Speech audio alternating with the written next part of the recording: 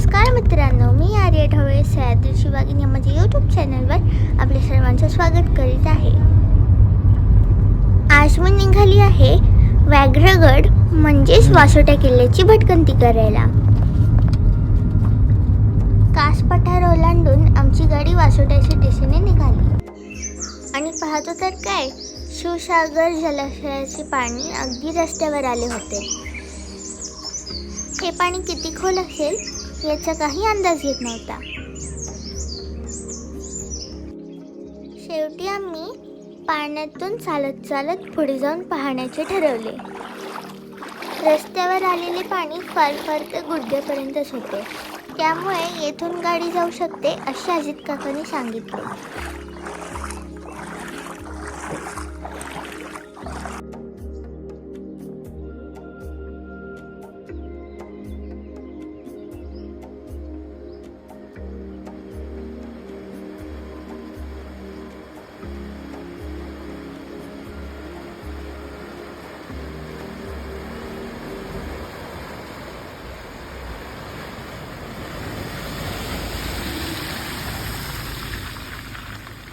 गाडी पाण्यातून बाहेर आल्यावर आम्ही पुढच्या प्रवासाची सुरुवात केली. वासोटा आणि आजूबाजूचा परिसर वन्यजीव संरक्षित क्षेत्र म्हणून घोषित केला आहे. या ठिकाणी पट्टेरी वाघ, अस्वल, गवे यांचे अस्तित्व बघायला मिळते. आमची गाडी शिवसागर जलाशयाच्या काठी असणाऱ्या बामणोली गावात येऊन थांबली. येथे आपल्याला वासोट्यापर्यंत नेणारे बोट उपलब्ध आहेत. साधारणपणे या बोटीच्या प्रवासाचे 3000 ते 4000 रुपये घेतले जातात. या बोटीमध्ये 10 ते 12 प्रवासी बसू शकतात. काठावर असणाऱ्या तिकीट केंद्रावर आम्ही वासोट्याला जाणारी बोट बुक केली.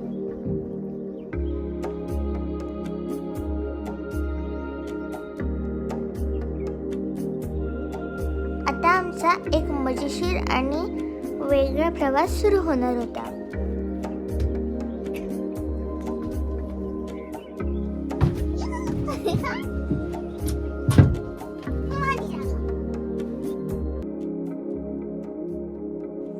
अथांग पसरलेला शिवसागर जलाशय अगदीच मनमोहून टाकत होता. जलाशयाचे निळशार पाणी आणि हे आजूबाजूचे हिरवेगार डोंगर खूपच छान दिसत आहेत.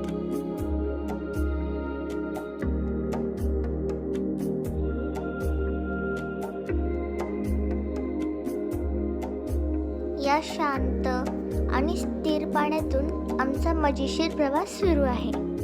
पाऊण तासाच्या प्रवासानंतर आता आम्हाला वासोटा दिसू लागला होता. त्याबरोबरच अधूनमधून नागेश्वर शुल्का देखील दृष्टीस पडत होता. बोटीचा प्रवास संपून आता आमचा वासोट्याच्या दिशेने पायी प्रवास सुरू झाला होता.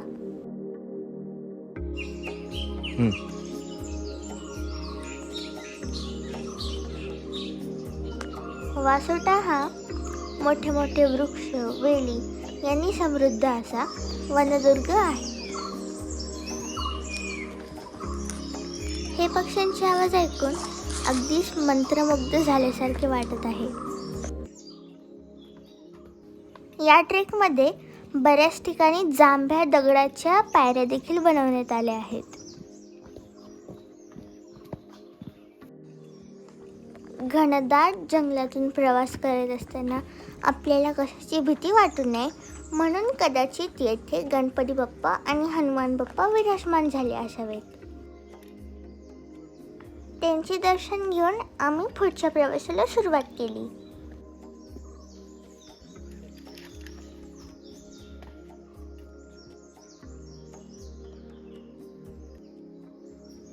पुढे आल्यावर आपल्याला हा ॲरो लावलेला दिसत आहे. या ॲरोवर नागेश्वर शुल्केकडे जाणारा रस्ता अशी खूण केली आहे आणि हा डाव्या बाजूचा रस्ता सरळ वासोटा किल्ल्यापर्यंत जातो. 2 तासांची पायपीट करून आम्ही पूर्णपणे थकलो आहोत. पण तरीही गडावर जाण्याचा मोह काही आवरत नाही. फायनली आम्हाला गडाची तटबंदी दिसू लागली आहे.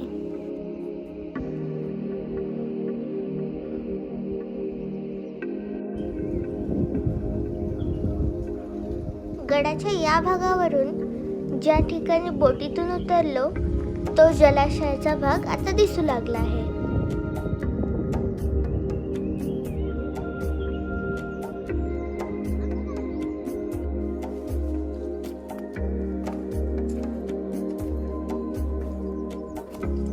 तटबंदीच्या कडेच्या बाजूने चालत गेल्यावर आपल्याला जुने दरवाजाचे अवशेष पाहायला मिळतात. या ठिकाणी आपल्याला भग्न अवस्थेतील गजशिल्प दिसत आहे.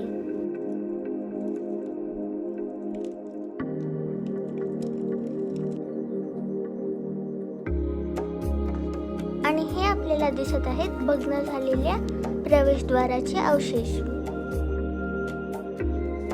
कदाचित या बाजूने गडावर यायची वाट आता अस्तित्वात राहिली नाही.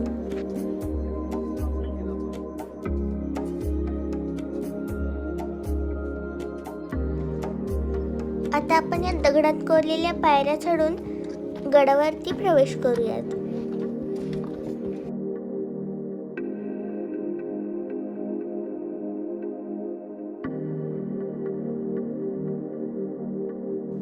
या ठिकाणी देखील भग्न झालेले गडाचे प्रवेशद्वार दिसत आहे.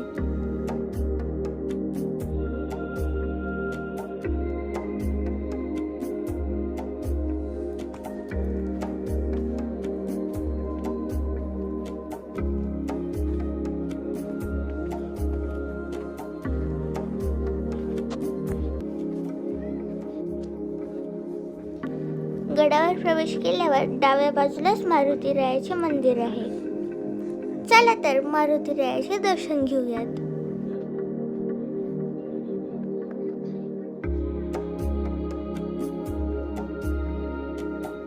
डाव्या बाजूने पुढे आल्यावर आपल्याला एक जुनेसा घाणा पाहायला मिळतो.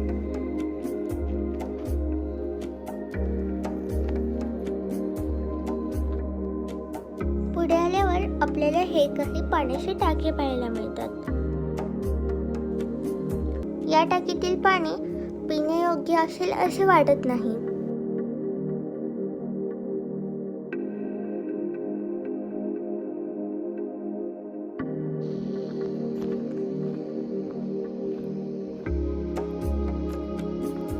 टाक्यांच्या बाजूने आपण पुढे येतो बाबूकड्यावर आणि येथून आपल्याला सह्याद्रीचे रौद्र रूप पाहायला मिळते. समोर आपल्याला जो पाहायला मिळत आहे तो आहे जुना वासोटा. आता त्या गडावर जाणारी वाट अस्तित्वात राहिली नाही. हे दृश्य पाहिल्यानंतर आपल्याला हरिश्चंद्रगडाच्या कोकण कड्याची आठवण येते.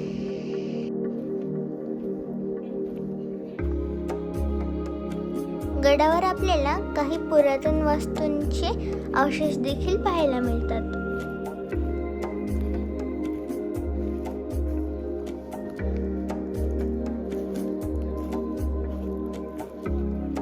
इसवी सन 1660 मध्ये वासोटा किल्ला स्वराज्यात सामील झाला. छत्रपती शिवाजी महाराजांनी वासोट्याचे नाव व्याघ्रगड असे ठेवले. वासोट्याची भौगोलिक परिस्थिती पाहता याचा वापर कैद्यांना ठेवण्यात होत असे.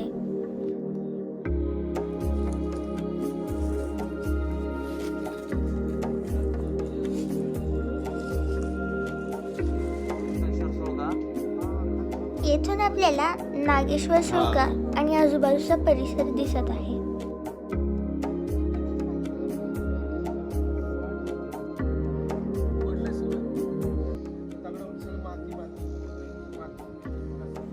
येथे देखील आपल्याला गडावरील वास्तूंचे अवशेष पाहायला मिळत आहेत.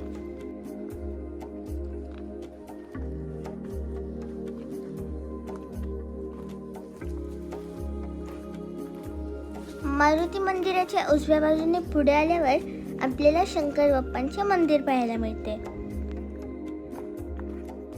या मंदिरामध्ये महादेवाची पिंड देखील आहे.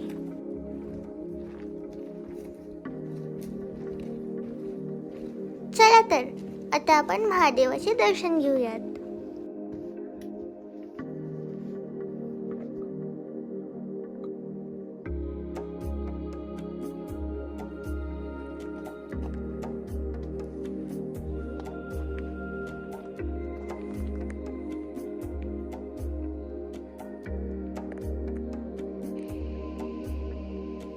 ही वाट आपल्याला काळकाईच्या ठाण्याकडे घेऊन जाते.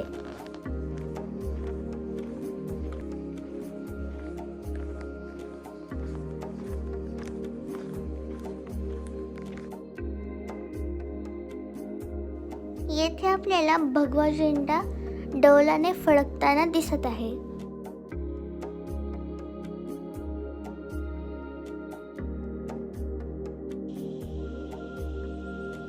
समोरच्याकडे उतरून जात असताना आपल्याला लोहगडाच्या विंचूगडाची आठवण येते.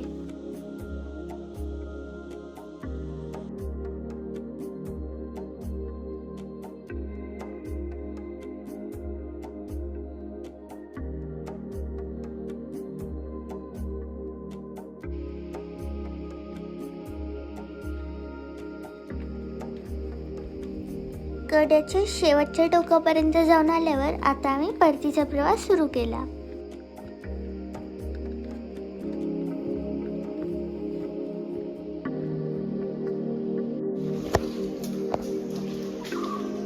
गडावरून खाली येत असताना आम्हाला महाराष्ट्राचा राज्य प्राणी असलेला शेघ्रू याचे दर्शन झाले.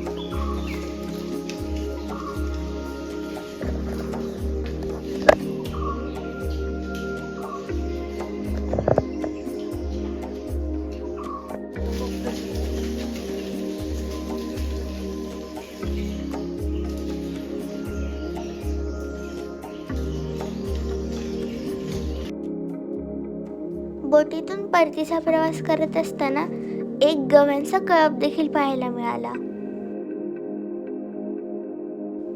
मित्रांनो, तुम्हाला हा वासोटी किल्ल्याचा प्रवास कसा वाटला हे मला कमेंट करून नक्की कळवा. आणि जर तुम्हाला हा व्हिडिओ आवडला असेल तर लाईक करा आणि जास्तीत जास्त शेअर करा. पुन्हा भेटूयात पुढच्या भटकंतीमध्ये. जय भवानी, जय शिवाजी, जय श्रीराम. धन्यवाद.